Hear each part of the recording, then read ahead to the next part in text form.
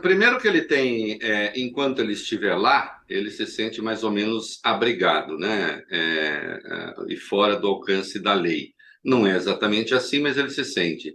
Enquanto ele está lá, a sua turma cobra menos que ele faça discursos muito duros. Veja só, o Jair Bolsonaro está sendo investigado aqui, né? Se ele faz declarações que colocam em risco a democracia, o Estado de Direito, etc., né, que tem apelos golpistas, o Código Penal pune esse comportamento, né? Ele pode ter prisão preventiva decretada. Ele está sob investigação, né?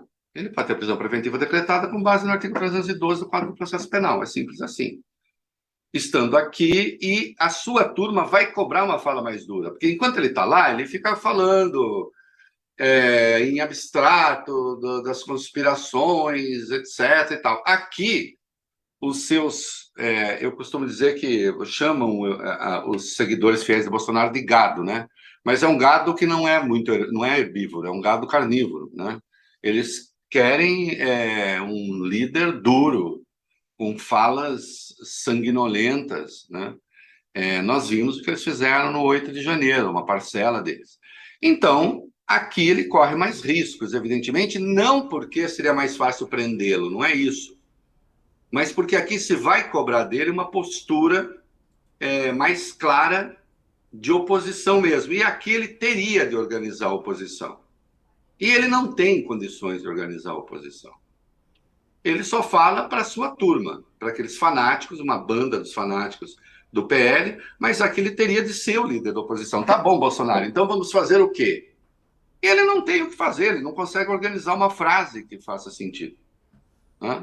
Eu vi ontem, todos vimos, ele naquele pronunciamento que fez no evento do PL Mulher, além dele ter passado um recado para Michele Bolsonaro, eu nunca vi isso, né? Ter um evento político, o cara dá um recado para a mulher dizendo para ela não deixar o ego subir a cabeça, que foi para ela que ele falou aquilo, para quem foi, né? Além disso, não disse nada compreensível, né? Então não tem condições de organizar. Lá ele fica uma espécie assim de líder no exílio. Oh, Bolsonaro que está, coitado, obrigado. Tanto é que ele tentou se emocionar ali, como se ele tivesse sido banido do Brasil. Ele fugiu do Brasil 2 dias antes de terminar o mandato.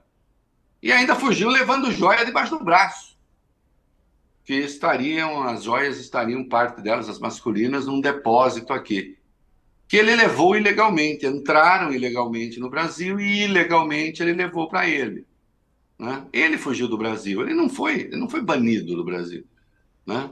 Ele não saiu fugido porque havia uma ordem de prisão contra ele. Não há ordem de prisão contra ele, nem nem contra o Trump, né? Tomara que haja, mas não há ainda. Então, fica fazendo essa coisa, vai ficar lá, agora vai participar de evento da extrema-direita em Portugal e talvez participe em outros países, né? O Bolsonaro, é importante dizer, com toda a sua linguagem tosca, né, bruta, e sem sentido, de toda sorte, ele é a nossa primeira experiência, nossa do Brasil, né, porque minha não é, ele é a nossa primeira experiência de extrema-direita com articulação internacional. O Brasil nunca teve isso. O Brasil, a direita brasileira, a seu modo, sempre foi meio caipira, né? O integralismo, por exemplo, era um movimento que tinha características muito, a seu modo, nativistas, embora de extrema direita, né? Tem um livro do J. Chazin, O Integralismo de Plínio Salgado, que eu recomendo que as pessoas interessadas leiam, para entender que mesmo essa extrema direita integralista no Brasil, ela tinha características nativistas. O Bolsonaro é a primeira extrema-direita que é internacionalista. A pauta do Bolsonaro aqui é a pauta da extrema-direita É, quase em todo lugar. é a pauta, mas ao mesmo tempo ele não tem essa força, né, o Reinaldo? Porque muitos falam, por exemplo, a agenda dele fora do país. Ele não tem grandes encontros, né? Por exemplo, Mas ó, se você pensar, ninguém tem. O único cara que tem mais expressão é o Trump. Essas direitas, não, elas não querem, veja só, elas têm uma articulação conteudística, mas elas não estão.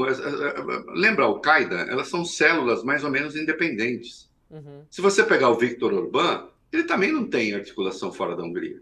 A articulação dele é na Hungria. Uhum. Se você pegar o Duda na Polônia, a articulação dele é na Polônia. Né? A extrema-direita está articulada dentro dos seus países e há uma certa comunhão de valores. Aí sim. Né? E aquele que tem, evidentemente, trânsito internacional maior é o Donald Trump, por razões óbvias, mas aí é o país, né, a que pertence que lhe dá essa dimensão, essa envergadura. Né? Nem é a figura dele, que nem deve saber direito onde fica o Brasil.